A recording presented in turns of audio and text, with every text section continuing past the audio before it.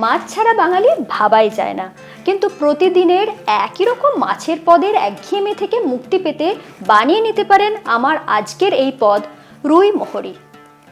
বানাতে পারবেন সহজ ঘরোয়া কিছু উপকরণেই, কিন্তু বলার অপেক্ষা রাখে না, স্বাদটা হবে একেবারে ফাটাফাটি। এই পদ না বানালে সত্যি বলছি আফসোস থেকে যাবে আপনারও। খুব সহজে নিখুঁতভাবে রান্নাটা শিখে নিতে সঙ্গে রইলাম আমি ঋতুপর্ণা। আপনারা দেখছেন ঋতুর রান্নাঘর। আমি এখানে রুই মাছের গাদার পিস নিয়েছি, ওজন হবে মোটামুটি 700 গ্রাম। আপনারা চাইলে এখানে যে কোনো পিস ব্যবহার করতে পারেন। মাছটা এরপরে ম্যারিনেট করে নেব, তার জন্য দিয়ে দিচ্ছি স্বাদ মতো নুন, দিচ্ছি হাফ চা চামচ গোলমরিচ গুঁড়ো, আর দিয়ে দিচ্ছি সামান্য একটু লেবুর রস।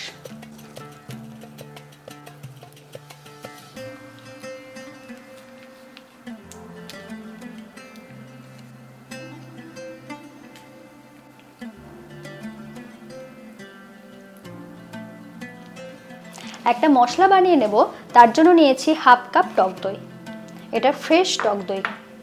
সাথে নিয়েছি কিছুটা ধনেপাতার ডাঁটা, দেখুন এইরকম। সাথে লাগছে 2 টেবিল চামচ বাদাম মানে চীনা বাদাম, আর নিয়েছি 1 টেবিল চামচ পোস্ত। এরপর বেটে নেব, তার জন্য প্রথমে দিয়ে দিচ্ছি পোস্ত, বাদাম, ধনেপাতার ডাঁটা। ধনেপাতার ডাঁটার ফ্লেভারটা কিন্তু এই রান্নার ক্ষেত্রে খুব ভালো লাগে।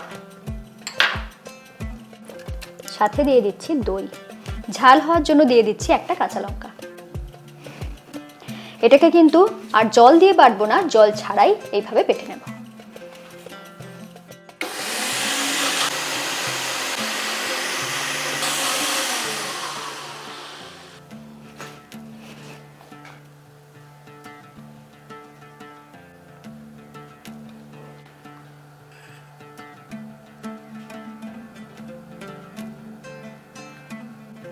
এই রান্নার ক্ষেত্রে এই যে মশলা পেস্টটা বানালাম, এটা মোলায়েম করে বেটে নিতে হবে। এরপরে রান্নাটা শুরু করে দেব। দিয়ে দিচ্ছি তেল, আমি এখানে অলিভ অয়েল ব্যবহার করছি, আপনারা চাইলে সর্ষের তেল কিংবা যে কোনো তেল যেটা আপনারা খান সেটা ব্যবহার করতে পারেন। তেল বেশ ভালো করে গরম হয়ে গিয়েছে, এরপর মাছগুলো ভেজে নেব।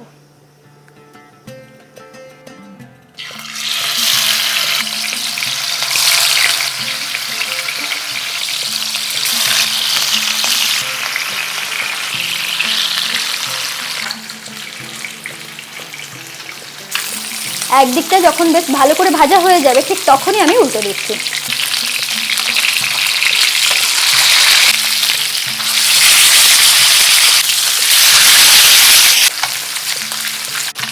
মাছটা খুব বেশি খড়িয়ে ভাজবো না, শুধু হালকা লাল হলে এটাকে তুলে নেব।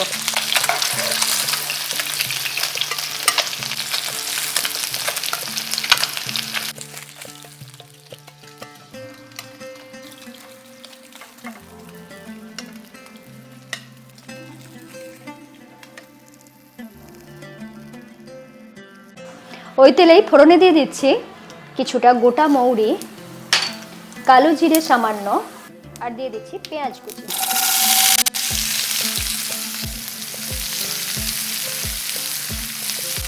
এখানে আমি পেঁয়াজটাকে একটু পাতলা করে লম্বা করে কেটে নিয়েছি।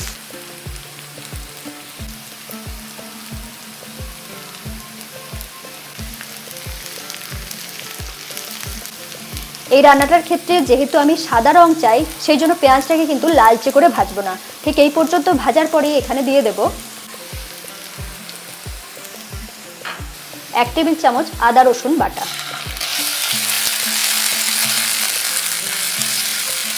সাথে দিয়ে দিচ্ছি স্বাদ মতো নুন।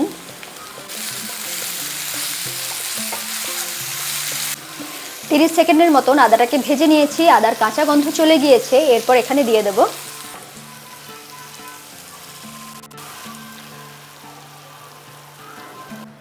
এরপরে গ্যাসটাকে লো ফ্লেমে রেখে ধীরে ধীরে এটাকে কষিয়ে নেব।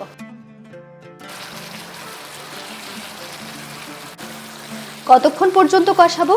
যতক্ষণ না পর্যন্ত বেশ ওপরে তেলটা উঠে আসছে।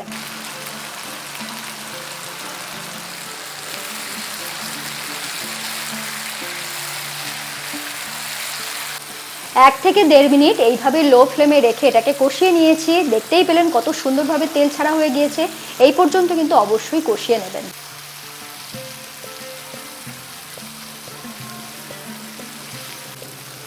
দেখুন মশলা আর তেল কিন্তু সেপারেট হয়ে আসছে। এই পর্যন্ত কষিয়ে নেওয়ার পরে এখানে গ্রেভির জন্য দিয়ে দিচ্ছি 1 কাপ জল। আমি এখানে মশলা ধোয়া জল ব্যবহার করছি।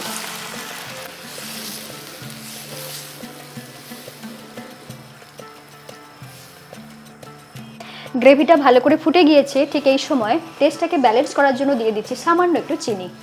আমি 1/2 চা চামচের মতন চিনি ব্যবহার করছি।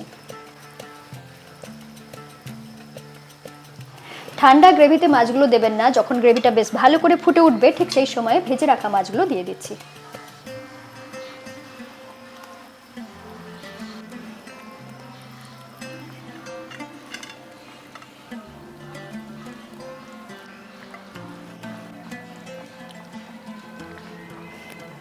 এই মাছ ভাজার তেলটা কিন্তু নষ্ট করবেন না, এখানেই দিয়ে দেব। এরপরে একটু নাড়াচাড়া করে দিচ্ছি।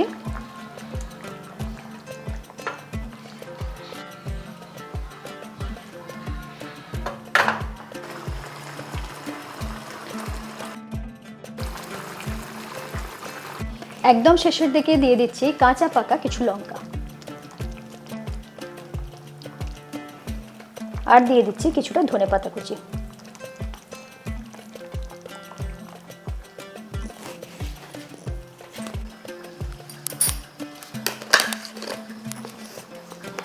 এরপর ঢাকা দিয়ে 2 মিনিটের মতন রান্না করে নেব।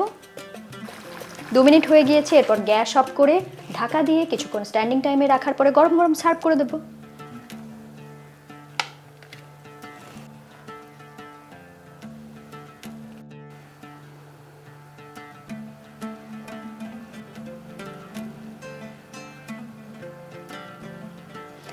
এত সহজ রান্না, কিন্তু সত্যি বলছি খেতে দুর্দান্ত। অবশ্যই বানিয়ে খান আর লিখে জানাতে ভুলবেন না কেমন লাগলো। জানি ইতিমধ্যে অনেকেই চ্যানেলটা সাবস্ক্রাইব করে নিয়েছেন, কিন্তু যারা নতুন তারা এইরকম নতুন নতুন রান্না পেতে আজই চ্যানেলটা সাবস্ক্রাইব করে নিন। বেল আইকন প্রেস করে রাখুন। সকলে খুব ভালো থাকুন। আবার দেখা হচ্ছে এরকমই নতুন রেসিপির সাথে।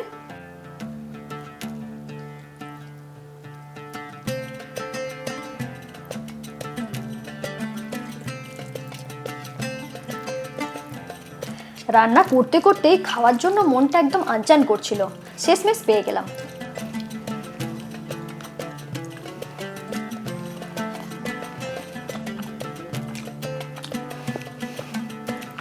সত্যি বলছি দুর্দান্ত খেতে।